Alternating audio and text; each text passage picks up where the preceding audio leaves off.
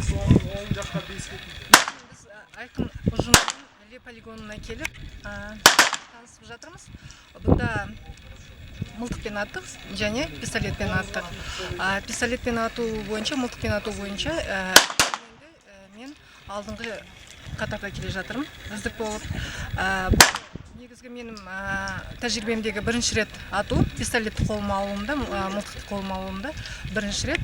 Осындай нәтиже көрсетемін деп өзім ойлаған жоқпын. Бірақ қызық екен. Бұл жерге келіп, осындай полигонмен танысып, атып көрудің өзі бір ерекше әсер береді. Негізгі мишенге дәл тигізу үшін, ол мені мишенді нүктеге дәл алып алу керек. Сосын көрікті басқан кезде асықпай жай басу керек. Сол кезде оқтардың бәрі дөңгелектің шеңберінің ішіне дәл тиеді. Сол бүгінгі жүлделі орынды мен алып тұрмын. Өте қуаныштымын.